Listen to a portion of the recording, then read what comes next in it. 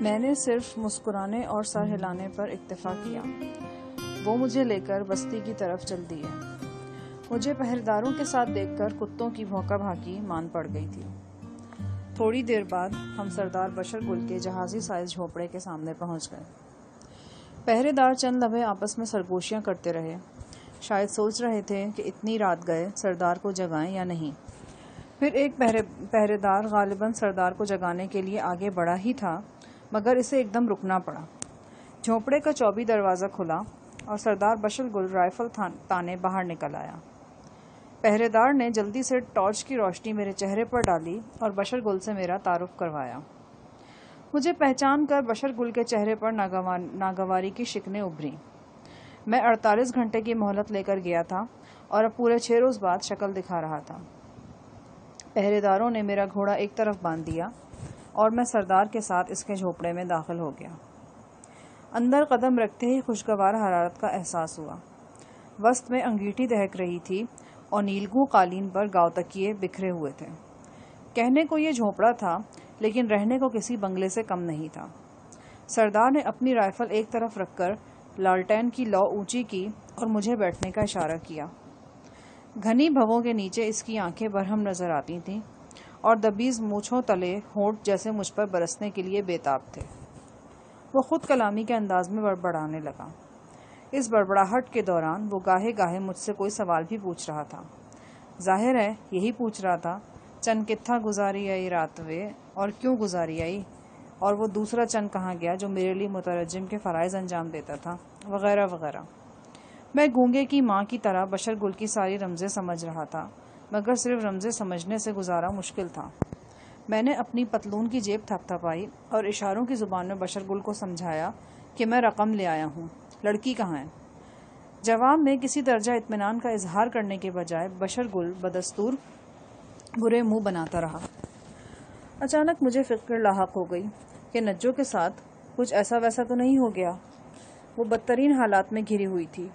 یہاں کسی بھی وقت کوئی بھی آفت اس پر ٹوٹ سکتی تھی۔ یہ بھی ممکن تھا کہ وہ اپنی ہی غلطی سے کسی مصیبت کا شکار ہو جاتی۔ آخری ملاقات میں نے اس کی آنکھوں میں وہی بے قراری دیکھی تھی جو جال میں پھنسی ہوئی کونچ کی آنکھوں میں نظر آتی ہے۔ وہ جال توڑ کر اڑنا چاہتی ہے، اس گمشدہ رفاقت کی تلاش میں جس کے بغیر وہ نامکمل ہے۔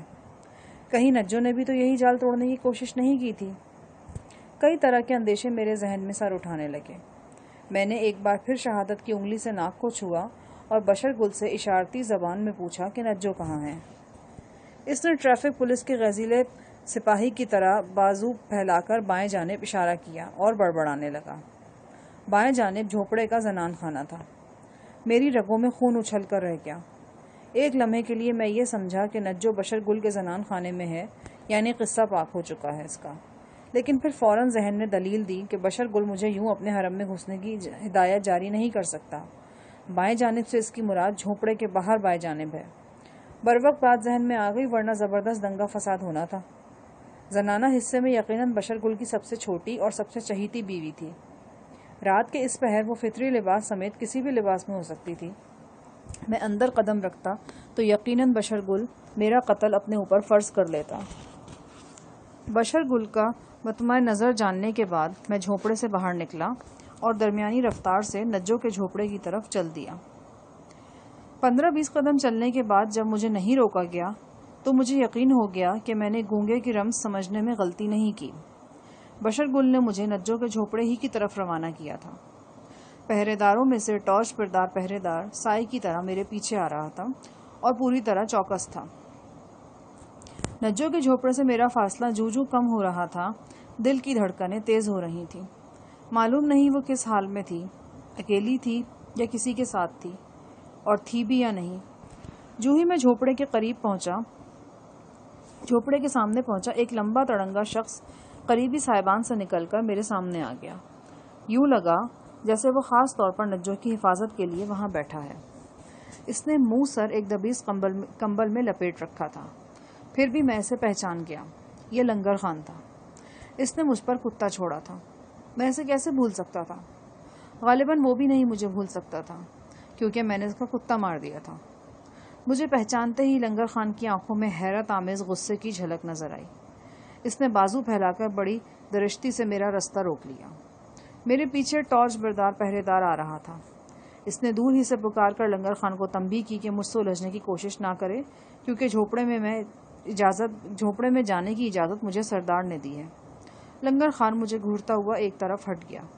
اس کا بس نہیں چل رہا تھا، ورنہ وہ شاید مجھے توپ کے منہ پہ رکھ کر اڑا دیتا۔ اس کا یہ غیر معمولی طیش آمیز رویہ میری سمجھ میں نہ آیا۔ کتے والے معاملے پر تو راضی نامہ ہو چکا تھا اور لنگر خان ہرجانے کے طور پر 500 روپیہ بھی وصول کر چکا تھا، پھر یہ نگاہوں کی شعلہ فشانی کیا تھی؟ نجو، میں نے جھوپڑے کے در پہ کھڑے ہو کر آواز دی۔ فوراً اندر سے کھٹ پٹ کی آواز آئی اور دروں سے جھانکتی ہوئی روشنی نمایاں ہو گئی۔ وہ جاگ رہی تھی، میری آواز سے یقیناً اچھل کر کھڑی ہوئی تھی۔ جھوپڑے کا دروازہ کھلا اور میں نے سانولی حسینہ کو اپنے سامنے پایا۔ اس کے لمبے بال ہموار شانوں پر بے ترتیب تھے۔ دروازہ کھولتے ہوئے گرم چادر اس کے سر سے پھسل گئی تھی اور اب جسم سے بھی پھسلتی جا رہی تھی۔ جسم جو تصویر تھا، جسم جو شاہکار تھا۔ اس کی آنکھوں کے پپوٹے بھاری تھے اور شفاف پتلیاں کہہ رہی تھیں کہ وہ دیر تک موسلا دھار روتی رہی ہے۔ مجھے دیکھ کر وہ ایک بار پھر رو پڑی۔ ایک ہی لمحے میں آنکھوں کے پیمانے بھرے، چھلکے اور بہک نکلے۔ میں اس سریعت پر حیران رہ گیا۔ اس نے کچھ کہنا چاہا لیکن ہونٹ کانپ گئے۔ چادر کا پلو منہ میں ٹھوس کر وہ جلدی سے پلٹ گئی۔ میں نے اندر آ کر دروازہ بند کیا اور اس کے قریب کھڑا ہو گیا۔ وہ سسکیاں لے رہی تھی۔